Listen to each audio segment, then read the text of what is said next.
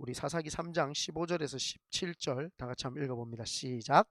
이스라엘 자손이 여호와께 부르짖음에 여호와께서 그들을 위하여 한 구원자를 세우셨으니 그는 곧 베냐민 사람 게라의 아들 왼손잡이 에웃이라.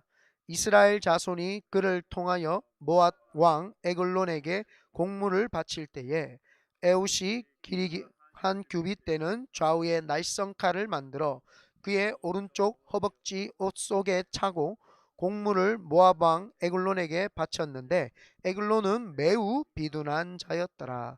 아멘. 하나님, 오늘 저희 큰비드네 교회가 또 산에 와서 기도합니다.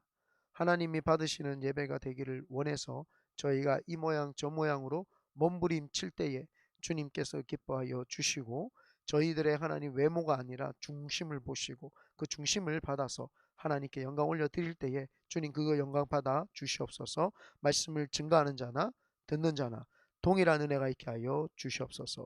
예수님의 이름으로 기도합니다. 아멘. 우리 좌우에 계신 분에게 인사합니다. 하나님이 우리와 함께 하십니다. 좀 크게 해줄래요? 원래 혼날수록 멋졌기 때문에 더 크게 해야 돼요. 다시 한번 합니다. 사랑합니다. 축복합니다. 아멘. 오늘 성경에 보면 여기 혹시 왼손잡이 계십니까? 왼손잡이. 저는 왼손잡이는 아닌데 어렸을 때 왼손으로 밥 먹고 왼손으로 연필 쓰다 보니까 그 외할아버지한테 맞아가지고 왼손도 쓰고 오른손잡이인데 왼손을 쓸 수 있어. 가만히 보니까 양손잡이야 웃어야 되는데 원래 이게 원래 웃긴 대목이었단 말이야. 화를 내고 하니까 안 웃기잖아. 봐라. 제발 좀 지난번에도 여기 와가지고 왜?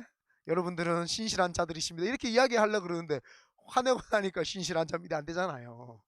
난 양손잡이야.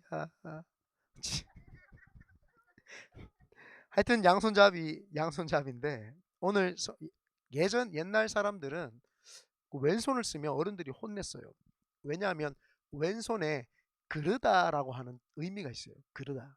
이 좀 아닌 것 같다. 그르다라고 하는 의미가 있어요. 그래서 옛날 사람들은 이게 대대로 성경뿐만 아니라 대대로 왼손이라고 하는 걸 약간 그르다. 그래서 오른손을 옳다, 오른손이다. 그래서 옳다 이런 오른손이 그런 느낌이 있었죠. 그래서 옛 사람들은 그 오른손을 하나님의 힘을 상징했고 하나님으로부터 오는 도움으로 이렇게 상징이 되어 있습니다. 그래서 오른손 이런 뜻이 이런 건데 오늘 성경에 보면 왼손잡이 한 분이 나옵니다. 그 사람이 누구냐? 에웃입니다. 그래서 오늘 이 에웃 이 왼손잡이로서 살아갔어야 될 그 삶 속에서 그 위기의 삶에서 기회를 찾는 그 역사가 있기를 예수님의 이름으로 축원드립니다. 그래서 저는 오늘 위기는 기회다라는 제목으로 함께 은혜 나누기를 원합니다.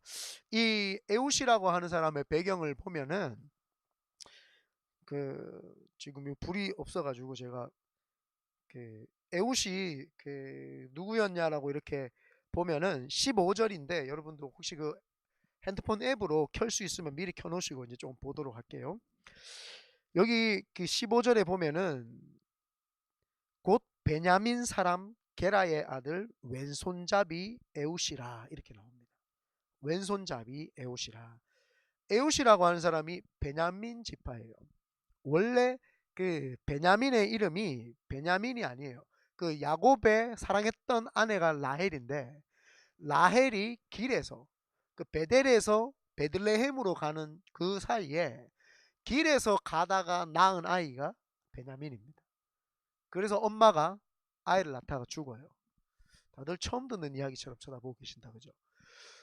아이를 낳다가 라헬이 죽었죠. 그래서 그, 그 나의 슬픔의 아들 이 뜻이 베나니 맞나? 베노니였던 것 같아요. 그 베노니라고 하는 이름을 그 라헬이 아들한테 줍니다. 근데 아버지 야곱 입장에서 보니까 불길하잖아요. 아들이 슬픔의 아들. 뭐 이러니까 불길하니까 이름을 바꾸자 해서 베냐민 이렇게 바꿉니다. 이 베냐민이라는 이름이 뭐냐? 베냐민이라는 이름이 오른손의 사람. 아까 목사님 왼손 이야기하지. 그래서 지금 이 이야기를 하는 게 오른손의 사람이라는 뜻입니다. 오른손. 이 야곱의 마음에서 이 아들이 하나님의 늘 도우심을 받고 그 의로운 오르심으로 힘을 얻어서 사는 자가 되게 해주십시오. 그래서 오른손에 사람 있듯이 이 베냐민이죠. 근데 그 베냐민 지파 속에서 에웃이 나온 거예요. 오른손의 사람들 지파에서 이 에웃이 나왔는데 이 에웃을 오늘 일컬었기를 왼손잡이야 이렇게 이야기합니다. 왼손잡이라고 하는 거는 죄송해요. 네. 네. 맨날 소리 지를 거 다 지르고 예배할 때는 웃으라 그러고 이거 뭐 이렇게 해야 되나 저렇게 해야 되나 이거 도대체 어떻게 해야 되나 그럴 수 있습니다만은 사랑하고 축복합니다. 그래서 왼손잡이를 태어납니다. 근데 이 왼손잡이라고 하는 뜻을 원어로 확인을 해봤어요. 제가 원어로 확인을 하니까 묶여 있다, 사용하기 불편하다 이런 뜻이 있어요. 그러니까 이 에웃이라고 하는 사람이 사용하기 불편한 장애를 가져가지고 왼손을 썼던 사람인지 묶여가지고 이거를 묶여 있다라고 하는 게 그 사사기 저 뒤쪽에 가면 20장이었나 제 기억이 정확하게 안 나는데 거기 가면은 베냐민 지파 사람들 중에 일부러 오른손을 묶어요. 오른손을 묶어가지고 왼손을 사용하게 만들었어요. 전쟁에 능하려고. 전쟁에 전부 다 오른손으로 하니까 사람들이 오른손으로 다 했는데 왼손을 사용을 잘하게 되면은 오른손을 막고 왼손이 유용하게 쓸 수 있기 때문에 오른손을 묶어 가지고 왼손을 쓰게 했던 사람들이 용병이 베냐민에 나와요. 베냐민 사람들 왼손 용병이라고 사사기에 나오는데 그래서 이 에웃이 특공대 역할을 했던 사람이었나? 아니면 장애를 가진 사람이었나? 뭐 이런 뭐 논쟁이 있습니다. 근데 중요한 것은 뭐냐면은 이 에웃이라고 하는 사람이 왼손만 썼던 어쨌든 그게 중요한 것이 아니라 이때 당시에 모압이라고 하는 나라가 있어요. 요단 동편에 모압이라고 하는 나라에 에글론이라고 하는 왕이 있는데 그 왕이 암몬과 그 다음에 그 아말렉 그 암몬과 아말렉 족속과 함께 이스라엘을 쳐들어와 가지고 이거 좀 어감이 좀 셀 수 있습니다. 18년 동안 18년 동안 이 이스라엘을 다스렸어요. 이스라엘 다스리고 조공을 바치라고 하니까 이 사람들이 너무나도 애타고 화가 났던 거예요. 힘들고. 그래서 하나님께 부르짖었더니 하나님이 에웃을 선택을 한 거예요. 다른 말로 하면 에웃이 왼손잡이라고 하는 거는 지금 우리가 볼 때 용병이었던 이 사람이 장애를 가졌던 그게 중요한 것이 아니라 이스라엘 백성이 처해 있는 상황과 비슷하다는 거예요. 스스로가 어떤 그 지금 의지를 가지지 못하고 묶여 있는 상태, 어, 어떤 자주적인 어떤 생각을 가지고 뭔가를 할 수 있지 못한 불구적인 상태. 그 상태를 사실은 에웃을 통해서 우리가 이스라엘을 볼 수가 있죠. 그 위기에 봉착해 있는 지금 사람이 에웃입니다. 오늘 우리가 숨은 영웅 시리즈에서 이 에웃을 살펴볼 때에 이 에웃이라는 사람이 어떻게 나라를 구하고 어떻게 했는지 그걸 통해서 위기를 기회로 삼은 사람이었구나 이것을 우리는 봐야 될 줄 믿습니다. 여러분 그 인생 세옹지마라고 들어보셨습니까? 세옹지마. 세옹지마라는 말이 그 저 중국의 북쪽의 변방에 있는 그 늙을 옹자예요. 그 늙은 사람의 말 이야기입니다. 말 이야기. 하나는 그 늙은 노인이 변방은 전쟁이 많이 나요. 그죠? 전쟁이 많이 나는데 그 북쪽 만리장성이 북쪽에 있는 거 아시죠? 중국에. 그 왜냐하면 저 위에 몽골족이나 그 돌골족이나 그 만주족들이나 이런 사람들이 그 쳐들어오는 것을 막기 위해서 그 만리장성을 쌓았는데 그 소래자매는 가봤다 그랬는 것 같아요. 그죠? 우리 둘이만 가봤어요. 네. 여튼 그 만리장성이 있는데 그 변방 그러니까 중심에서 벗어난 변방에서 사는 할아버지의 말 이야기인데 그 할아버지의 말이 어느 날 그 할아버지의 말이 도망을 가버립니다. 그래서 사람들이 찾아와서 이렇게 이야기합니다. 할아버지 그 말이 도망가가지고 재산이 이제 사라졌으니까 그 가슴이 아프시겠어요. 어떻게 안타깝네요. 그러니까 뭐 이 일이 나쁘게 보일 수 있지만 내가 생각할 때는 또 이게 좋은 일이 될 수도 있지 않겠습니까? 라고 하면서 무덤덤하게 이제 대처를 합니다. 그리고 진짜 얼마 지나지 않아서 그 노인이 이제 밭에서 일을 하고 있는데 그 도망갔던 말이 그 변방에서 야생을 돌아다니다가 그 길들여지지 않는 야생 말들을 여러 마리를 데리고 옵니다. 여러 마리를 데리고 그 할아버지 집으로 오죠. 그러니까 사람들이 할아버지 말이 진짜네요. 야, 말들이 이제 많이 왔으니까 부자네요, 부자네요. 막 이렇게 이야기했어요. 그러니까 할아버지가 꼭 이게 좋은 일이지 않을지도 모르니까 뭐 그냥 예, 무덤덤하게 저는 반응을 합니다. 해서 그냥 또 무덤덤하게 반응을 합니다. 그러고 났는데 그 말들 중에 야생마들 중에 굉장히 좋은 말이 있어가 아들이 그걸 타고 놀았는데 그 말에서 아들이 툭 떨어집니다. 그러니까 사람들이 영감님 말이 맞네요. 진짜 영감님이 그 이게 꼭 좋은 일이 아닐 수도 있다고 했던 그 말이 맞네요. 그 아들이 말에서 떨어져가 다리가 부러져가 장애를 입어가지고 그 아들이 이제 장애인으로 살아갈 수밖에 없게 됐어요. 그러니까 또 영감 이야기합니다. 이게 슬픈 일 같지만 꼭 슬픈 일은 또 아닐 수 있습니다. 이게 또 좋은 일일 수 있습니다. 그러면서 무덤덤하게 또 이거를 웃고 넘어갑니다. 그러고 나서는 진짜 변방에서 전쟁이 터집니다.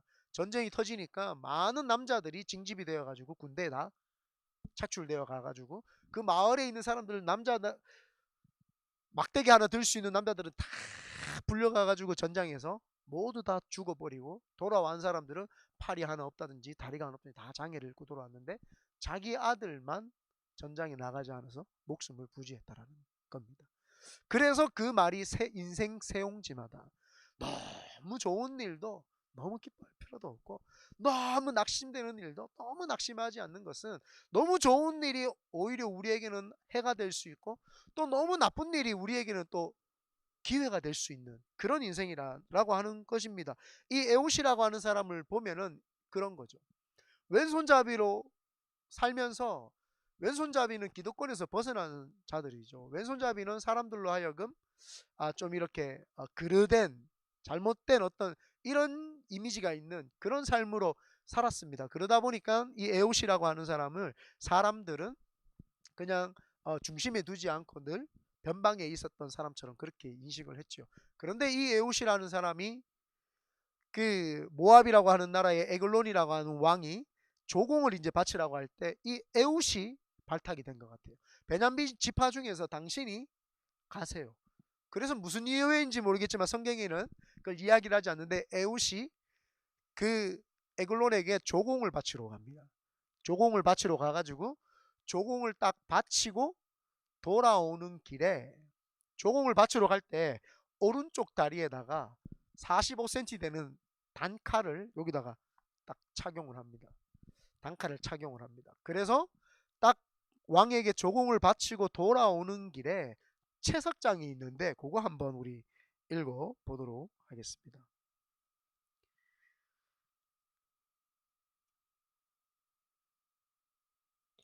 20 죄송합니다.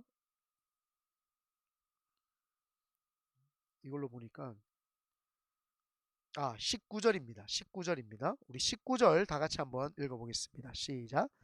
자기는 길갈 근처 돌 뜨는 곳에서부터 돌아와서 이르되 왕이여 내가 은밀한 일을 왕에게 아뢰려 하나이다 하니 왕이 명령하여 조용히 하라 하매 모셔 선 자들이 다 물러간지라.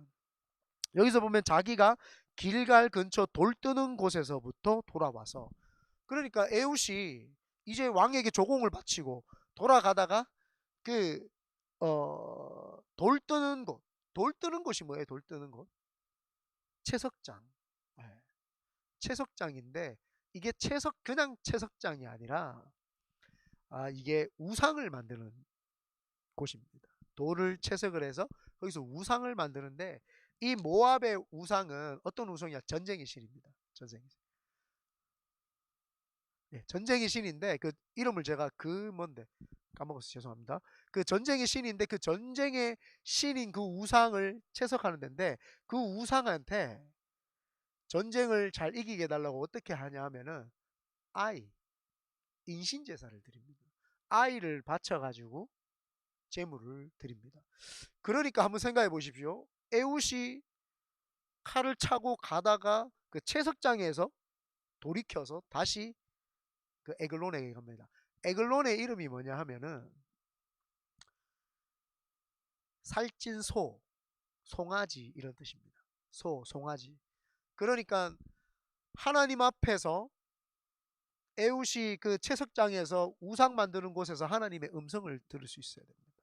그래서 내가 사실은 말씀을 준비하면서 어디에 우리가 민감해야 되냐 내가 늘 생각을 했는데 우리가 모든 사물에 민감을 해야 됩니다. 그래서 사실은 조금 잔소리했던 이유가 하나를 봐도 그 속에서 하나님을 발견할 수 있어야 됩니다.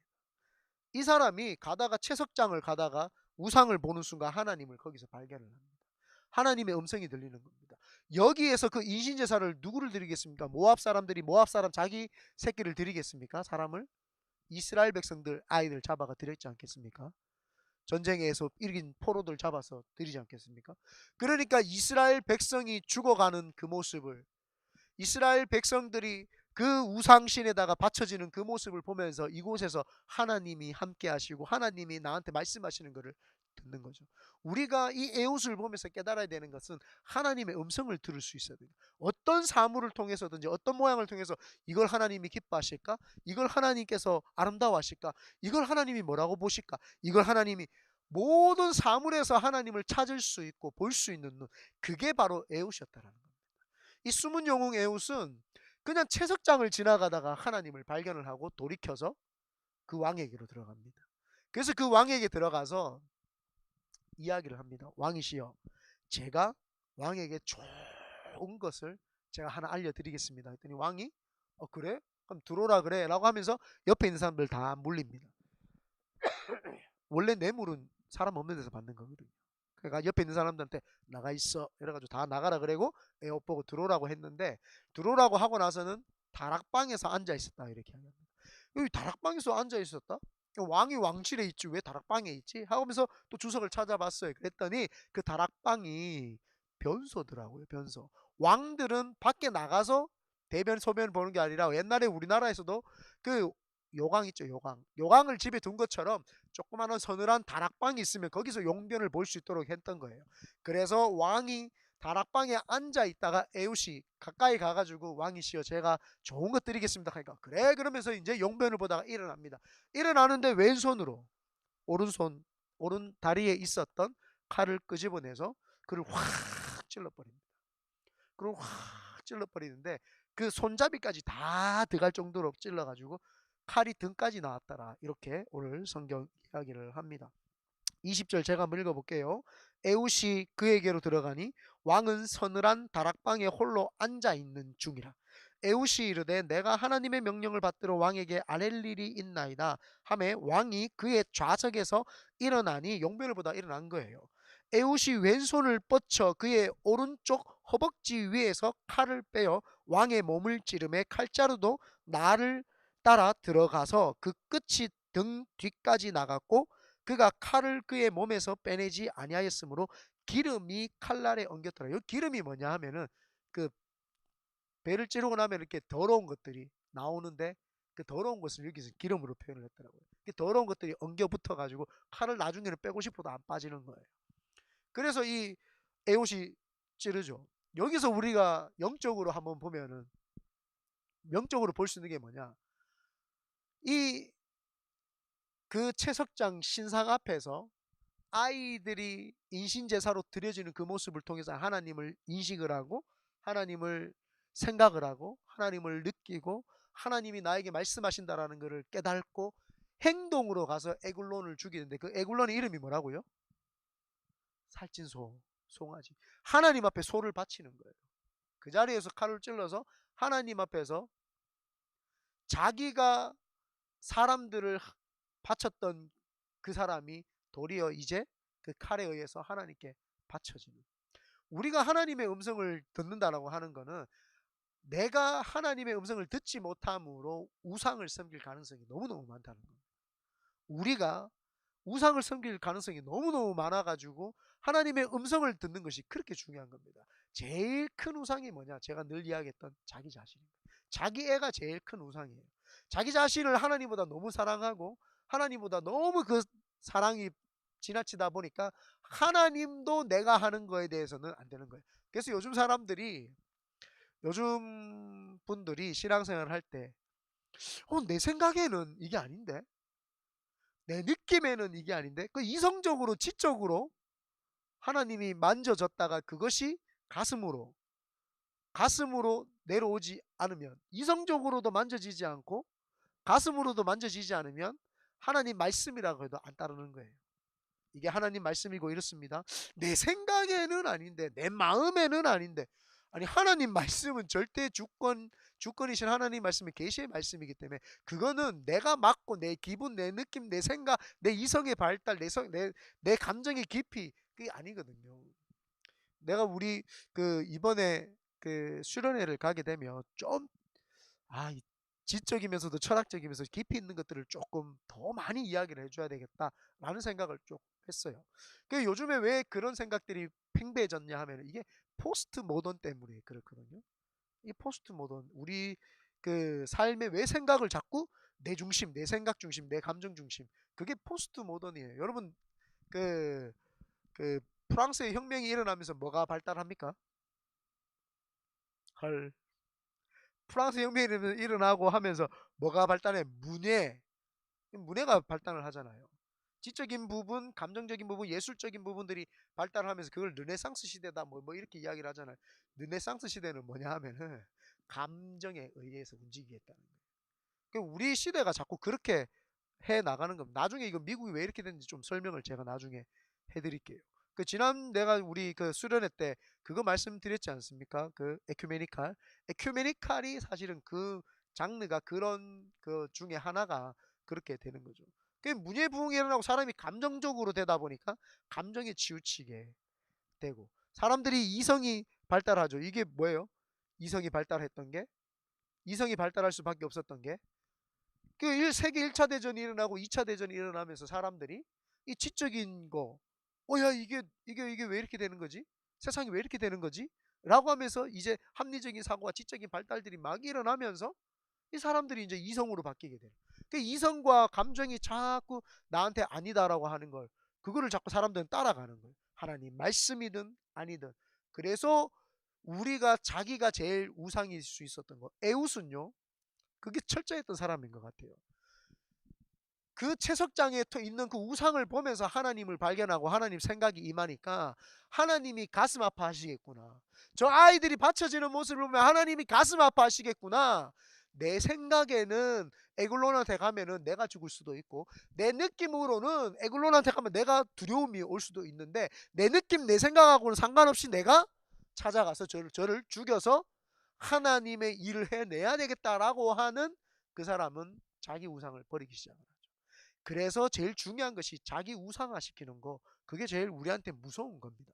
그래서 이 에웃이 숨은 영웅 중에 참 대단하다고 제가 생각하는 거는 자기를 우상화시키지 아니하고 하나님에게 그 모든 것을 바칠 수 있고 드릴 수 있는 어떤 그런 마음이 있었던 거죠.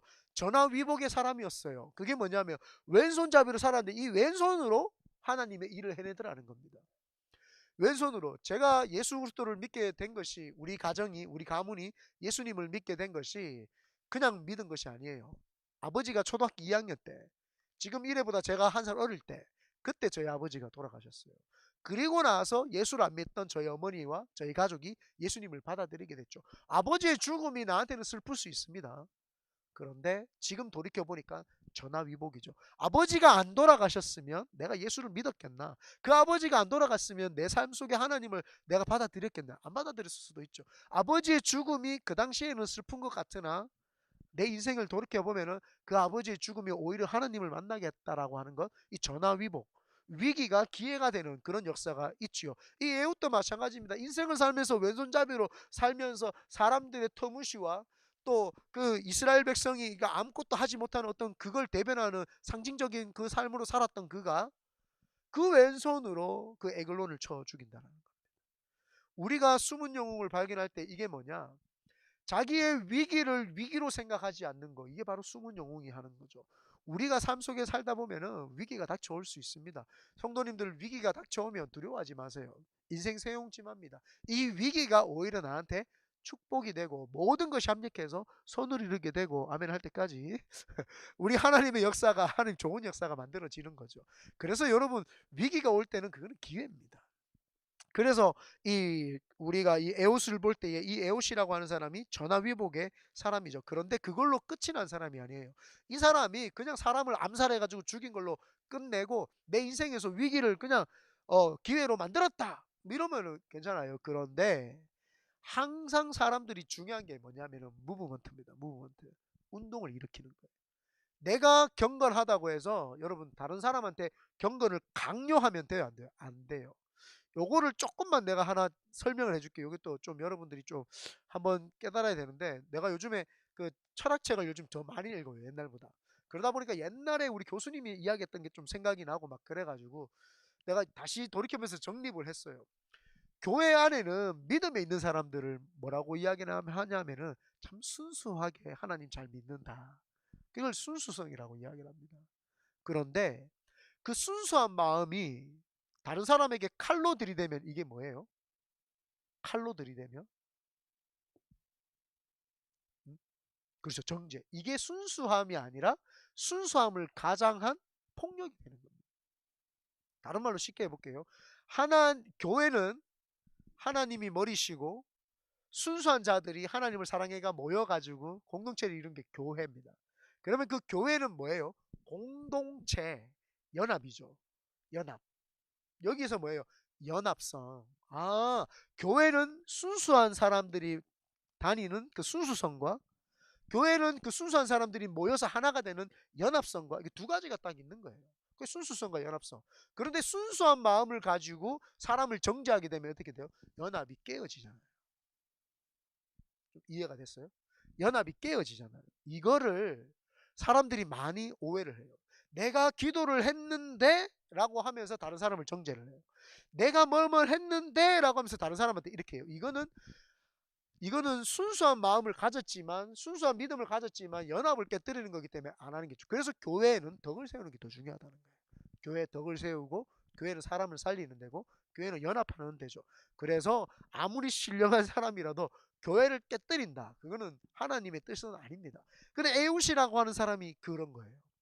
에웃이라고 하는 사람이 왼손잡이고 사람들이 이 사람에 대해서 어떤 평가를 했는지는 아무도 모릅니다. 그러나 성경에서 상징적으로 왼손잡이다라고 하는 것은 뭐예요? 묶여 있는 삶을 살았다라는 걸 우리가 암시적으로 알잖아요. 그러면 자기만 하나님 일하고 끝 잘했다 이렇게 하면 되잖아요. 그렇지 않아요. 이 사람이 참 숨은 영웅인 게 어, 그 26절부터 한번 읽어볼게요. 26절부터 우리 한번 천천히 읽어보겠습니다. 시작. 그들이 기다리는 동안에 에웃이 피하여 돌 뜨는 곳을 지나. 자 보세요. 이제 왕을 죽이고 또 지나가는데 또 돌 뜨는 장소 이야기를 하죠. 아, 그래서 제가 발견을 한 거예요. 왜 돌 뜨는 장소가 앞에 나오고 뒤에 나오지? 이게 왜 중요하지? 봤더니 우상을 섬기는 거예요. 그러니까 뭐예요? 우상을 통해서 하나님을 깨닫고 알고 그래서 그 손을 잡아다가 지나가면서 이 우상 지나가는 그 뜰을 보면서 이제 그 우상이 어떻게 돼요? 무너지는 거죠. 내가 하나님의 어떤 사물을 통해서 하나님을 발견을 하고 그래서 내가 하나님 앞에서 그 위기를 기회로 만들어서 그거를 하나님 은혜 가운데 그거를 일을 했더니 아까 전에 지나갈 때 봤던 그 우상이 이제는 그걸 죽이고 돌아오면서 그 우상을 보면서 어떻게 돼요? 이제는 이게 끝이구나라는 것을 알게 됩니다. 어 그리고 나서는 27절 읽어볼게요. 시작. 그가 이르러 에브라임 산지에서 나팔을 불매 이스라엘 자손이 산지에서 그를 따라 내려오니 에웃이 앞서가며 그들에게 이르되 나를 따르라 여호와께서 너희의 원수들인 모압을 너희의 손에 넘겨주셨느니라 하매 무리가 에웃을 따라 내려가 모압 맞은편 요단강 나루에 장악하여 한 사람도 건너지 못하게 하였고 이게 무슨 말이냐 하면은 이제 에웃이 죽이고 가면서 우상을 보면서 저거 이제 끝이야 라고 하면서 가가지고 싹 사라지고 도망가고 지 혼자 잘 먹고 잘 살았던 게 아니라 산에 올라가서 나팔을 부른 거예요. 우리 옛날에 진짜 저도 뭐 감정적으로는 일본 별로 안 좋아해요. 그러나 영적으로는 우리가 기도해 줘야 될 대상들이죠. 그래서 일본이 우리나라 36년 동안 일제 식민지하였을 때 1919년도에 만세 삼창 부르고 3.1 운동이 있었어요. 그때 많은 사람들이 공격을 당하고 감옥에 가고 유관순 누나도 그때 돌아가셨어요. 내보다 나이가 적은 10대였는데 지금은 많으시네요. 하여튼 유한수 누나도 돌아가신 그렇게 많은 일들이 있었잖아요. 우리 마음에 뭐가 있어요? 울분. 우리 마음에 뭐가 있어요? 한. 우리 마음에 뭐가 있어요? 그 어떤 부르짖음. 나도 모르는 그 가슴 속에서 우러나오는 그 뭐라 하죠? 일본에 대한 그 막 악한 마음 감정이 있잖아요. 그게 이제 터져 나오는 거예요. 그리고 1945년도에 우리가 8.15 광복이 일어났을 때 전국에 있는 사람들이 다 뛰어나서 뭘 했어요? 대한독립 만세! 소리치고 우리가 얼마나 그 기쁨, 그 감격의 기쁨이 막 있었잖아요. 지금 똑같은 거예요. 18년 동안 이 모압이라고 하는 나라에 의해서 억압을 당하고 조공을 바쳐가지고 한이 서려 있는 이들에게 아무도 이게 지금 끝났는지 모르는 거예요. 이걸 지금 에글론을 자기 혼자만 죽인 거예요. 죽이고 나서 이가 나와가지고 그 다락방을 잠그고 나갑니다. 근데 뒤에 있었던 이 에글론의 하인들은 대변 보는가 보다 이렇게 생각하고 기다립니다. 그게 아까 전에 화장실에서 그거 제가 뛰어넘었거든요. 아까 전에 이게 말씀이 이제 좀 짧아야 되니까 뛰어넘었는데 화장실에 있구나 생각을 하다가 너무 안 나오니까 열고 들어가 보니까 자기 임금이 죽어 있는 거예요. 임금이 죽어 있었는데 그때는 벌써 에웃은 도망가고 없죠. 도망가가지고 에웃이 산지에서 나팔을 부는 거예요. 우리가 이제 해방됐다. 양각 나팔, 꾸불꾸불한 나팔을 팍 불면서 뿌부 하면서 하니까 사람들이 일제히 나와서 무슨 일이고 무슨 일이고, 강호동이는 무슨 일인데 이렇게 얘기했죠. 무슨 일이고 해가지고 좀 웃지. 진짜 심각하지 마라, 웃어라. 무슨 일이고 해가지고 팍 갔어요. 그러니까 사람들이 나와가지고 일제히 나오니까 지금 내가 에글론을 죽였고 막 이런 이야기들 하니까 사람들이 쫙 모이기 시작합니다. 쫙 모이는데 이들이 쳐들어왔으니까 어디에 살았겠어요? 앞절을 안 읽었는데 어디에 있었냐면 여리고에 살았어요. 이 에글론이. 그 여리고에 있었는데 여리고 동쪽에 강이잖아요. 요단강. 요단강 건너가지고 여리고 쳐들어왔었잖아요. 옛날에 이스라엘 백성들이. 기억나시죠? 그러니까 그 여리고 옆에가 요단강이에요. 요단강을 건너가면 모압 땅이야. 모압 땅이에요. 그러니까 이 에웃이 성도들 다 데리고 와가지고 용사들 데리고 와서 요단강 건너지 못하게 해서 딱 진치고 있는 거예요. 나루토에서 딱 진치고 있다가 이 사람들은 이제 자기 왕이 죽은 줄 알고 후퇴 그러면서 요단강 건너서 자기 집으로 도망가려고 하는데 거기서 다 죽여버리는 거예요. 10,000명을 죽입니다. 29절 한번 읽어봅니다. 죄송합니다. 28절 읽어봅니다. 시작. 그들에게 이르되 나를 따르라. 여호와께서 너희의 원수들인 모압을 너희의 손에 넘겨 주셨느니라 하매 무리가 에웃을 따라 내려가 모압 맞은편 요단강 나루를 장악하여 한 사람도 건너지 못하게 하였고 그때에 모압 사람 약 10,000명을 죽였으니 모두 장사요 모두 용사라. 한 사람도 도망하지 못하였더라. 그날에 모압이 이스라엘 수하에 굴복하며 그 땅이 몇 년이요? 80년 동안 평온하였더라. 에웃의 그 스피릿, 민감하게 반응하는 스피릿, 우상을 보면서도 우리 하나님이 이걸 안 기뻐하실 텐데 라고 하는 그 스피릿을 받아가지고 그 에글론을 죽이면서 이 이스라엘을 해방시키는데 혼자 하는 것이 아니라 이스라엘 백성들을 불러 모아가지고, 그래서 하나님의 사람들은요 절대 혼자 일하지 않습니다. 하나님의 사람들은 다른 사람한테 용기를 주고 다른 사람을 북돋아서 같이 일어나는 사람들이죠. 그래서 하나님의 사람이다라고 하면 같이 일을 합니다. 예전에 제가 이야기를 많이 했어요. 모세가 이스라엘 백성들을 출애굽시켰을 때에 장인의 아이디어를 통해서 뭘 하느냐, 50부장, 100부장, 1000부장, 네, 1000부장 이렇게 세웁니다. 뭐예요? 일을 혼자 하지 않겠다. 절대 일을 혼자 하지 아니하고 다 같이 일을 하겠다는 거예요. 오늘 에웃도 마찬가지입니다. 자기가 이 숨은 영혼 에웃은 사람들에게 용기를 주는 자. 아무도 이거 보면은 뭐 보는 것 같아요? 다윗과 골리앗 보는 것 같잖아요. 골리앗 앞에서 모든 사람들이 벌벌 떨고 있고 용기가 다 낙심을 해가지고 다들 좌절하고 우울한 마음이 가득 차 있는 그들에게 다윗이 골리앗을 쳐 죽이면서 그들에게 뭘 심어줬어요? 승리와 용기를 그 사람들 속에 집어넣어준 거예요. 그러니까 그 사람들 마음에 다시 부흥이 일어나고 다시 뭐예요? 뜨거움이 일어나는 거예요.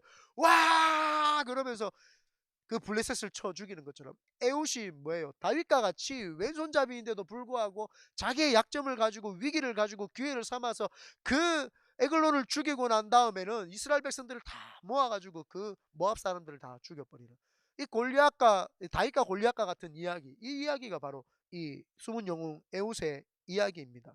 저는 제가 우리 성도님들에게 뭐 야단도 꽤 치지만 용기를 준다고 나는 생각을 합니다. 왜냐하면 이 시대에 여러분들이 알지 못하는 영적인 용기를 여러분들이 어디서 공급받는지는 하나님밖에 없으리라 믿습니다. 유튜브를 통해서 저는 공급받는데 이러면 안 됩니다. 저는 혼자 묵상을 하면은 제가 뭐 꿈을 꾸고 뭐 환상을 보고 이렇게 그러면 안 됩니다. 그러면 안 돼요. 그러면 안 되고 공동체와 하나님 주시는 그 세밀한 음성을 통해서 받아야 되는데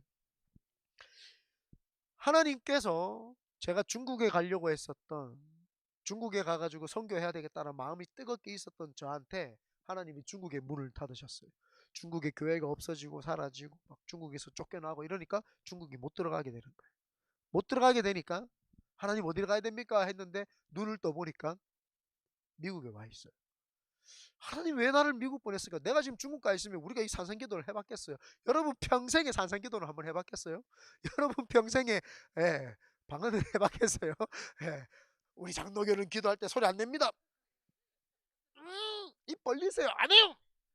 막 이렇게 우리가 살았을 거 아니에요? 그런데 하나님의 사람은 하나님 사람들에게 용기를 줄 수 있어야 한다고 봐요. 나는 우리 교회 성도님들이 우리 교회 큰비드네 교회 성도들은 용기 있는 자들이 돼야 된다고 보는 거죠.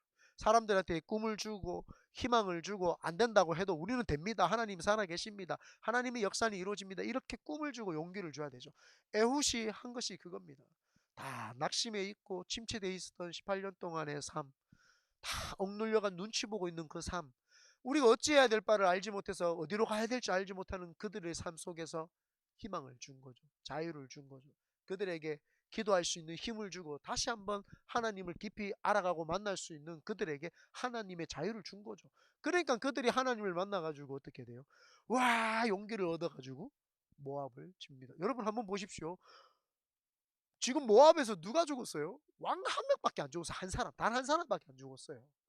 단 한 사람밖에 안 죽었는데 그전에는 찍소리도 못하고 이렇게 눌려있다가 그 단 한 명을 죽이니까 온 이스라엘 백성들이 다 일어났잖아요.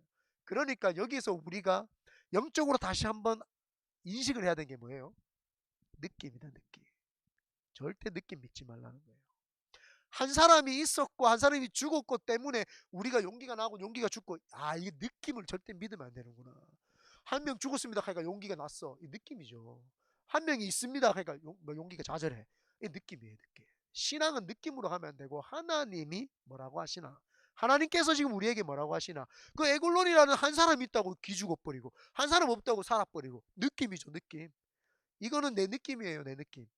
그래서 우리는 위기 때 기회를 볼 수 있는, 위기지만 하나님을 볼 수 있으면 이 애국과 같이 모든 것들을 이루어내고 우리는 하나님 뜻 가운데 살 수가 있게 되는 줄 믿습니다.